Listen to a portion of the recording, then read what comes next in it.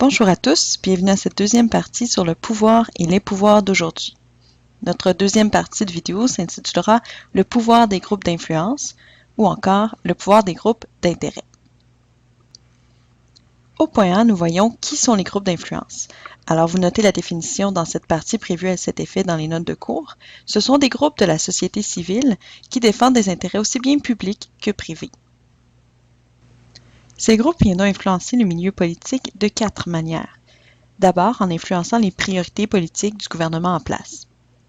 Ou encore, point B, influencer la législation ou la décision prise par le gouvernement.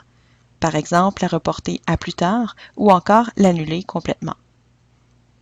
Le point C, influencer la gestion des lois ou des décisions. Amender certains aspects ou encore ajouter des lois, des modifications au projet déjà en place. D, influencer les élections. Donc, influencer les électeurs en fonction du choix du gouvernement et des décisions qu'ils souhaitent prendre par la suite. Notre point B portera sur qui sont ces groupes d'influence et quels intérêts défendent-ils. Chaque groupe défend un intérêt bien particulier. D'abord, la première image ici vous présente le logo de la Confédération des syndicats nationaux.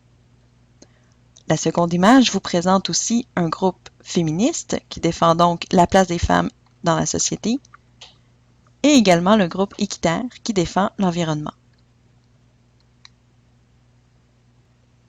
Vous pouvez donc trouver l'information ici pour compléter la deuxième partie des notes de cours, les intérêts défendus par les groupes d'influence.